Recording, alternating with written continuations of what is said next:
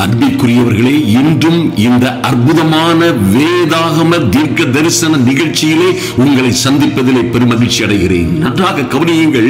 நிச்சயமாய் கர்த்தர் ஒவ்வொரு நாளும் தாவீதரசன் சொன்னது போல காலை தோறும் உம்முடைய கிருபை பெரிதாயிருக்கும் புதிதாயிருக்கும் என்று சொன்னது போலவே ஒவ்வொரு நாளும் என் அன்பு தேவ பிள்ளைகளை கர்த்தர் உங்களோடு பேச விரும்புகிறார்.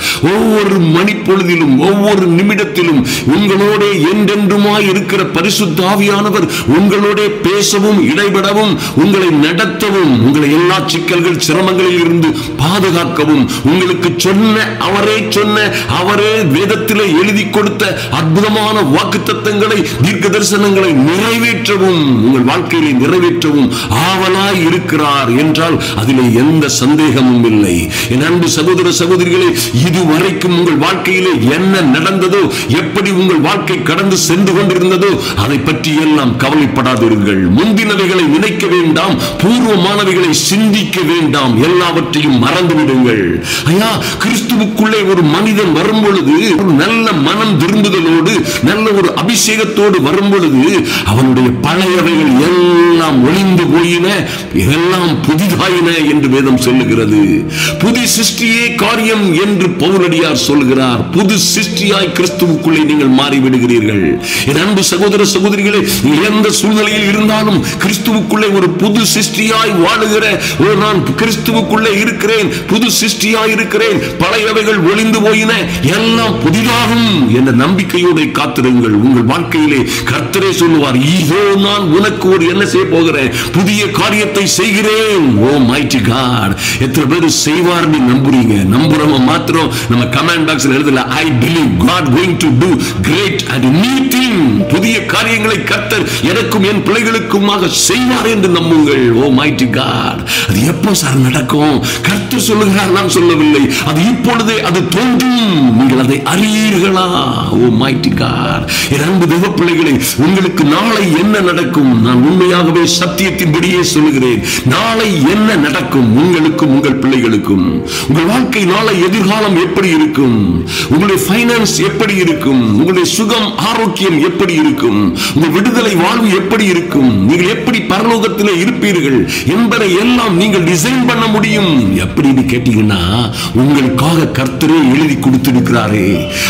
நீங்கள் கர்த்தருடைய சொந்த ஜனமாய், அவருடைய வீட்டாராய், அவருடைய you are the royal family, oh God's one family, அவரால் தெரிந்து கொள்ளப்பட்ட சந்ததி. அருமையான தேவ பிள்ளைகளே, அப்ப உங்களுக்கு என்ன நடக்கும்? கர்த்தர் உங்களுக்கு என்ன நடக்கும் என்று இந்த வேதத்திலே எழுதி தந்திருக்கிறாரோ அதுதான் உங்கள் வாழ்க்கையிலே நடக்கும். அதை நீ மீறி நடந்தால் அது அபத்தம், தவறாக நடந்தால் அது தவறு.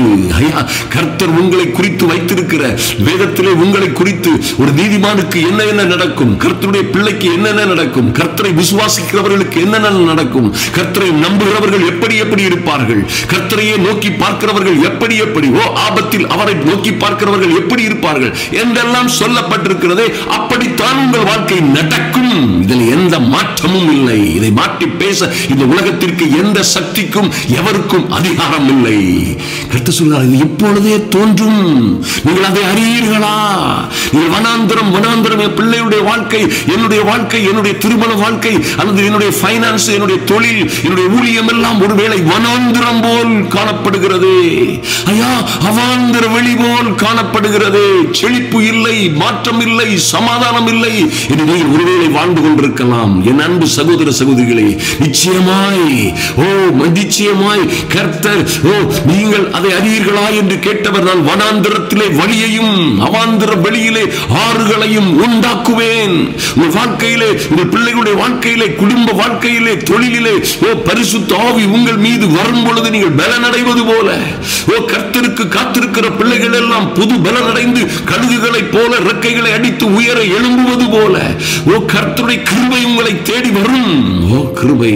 அப்பொழுது உங்கள் வனாந்தரங்கள் எல்லாம் என்ன செய்யும்?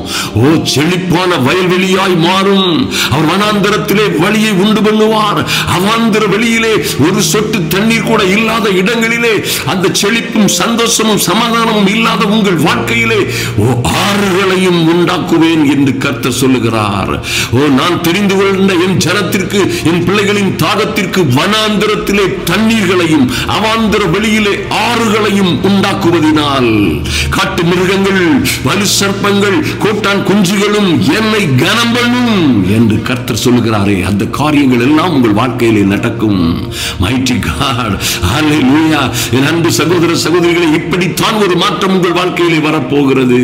நீங்கள் கர்த்தருடைய துதியை சொல்லுகிற பிள்ளைகளாய், எங்கும் கர்த்தருடைய துதியை சாட்சியாய், அவர் உங்களுக்கு செய்த நன்மைகளை புண்ணியங்களை அறிவிக்கிறவர்களாய் மாறிவிடுவீர்கள். வசனம் சொல்லுகிறது 43:21, இந்த ஜனத்தை எனக்கென்று ஏற்படுத்தினேன், அவர்களுக்கு புதிய காரியத்தை செய்தேன்.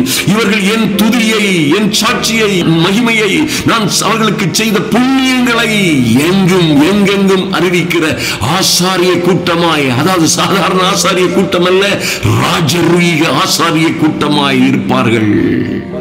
அன்பின் பரலோக பிதாவே, ஐயா, நீர் கொடுத்த நல்ல வார்த்தைகளுக்காக நன்றி செலுத்துகிறோம் சுவாமி. வாழ்க்கையில் என்ன நடக்கும், என்ன நடக்கும் ஐயா? கஷ்டத்திலும் கவலையிலும் கண்ணீரிலும் கடனிலும் வாழ்ந்து கொண்டிருக்கிற, பல்வேறு உபத்திரவங்களிலே சவால்களிலே வாழ்ந்து கொண்டிருக்கிற உங்களுடைய பிள்ளைகளுக்கு நாளை என்ன நடக்கும், இன்று நீர் என்ன செய்ய போகிறீர், அது எப்பொழுதே தோன்றும் என்பதை குறித்து நீ பேசின நல்ல வார்த்தைகளுக்காக நன்றி செலுத்துகிறோம் சுவாமி.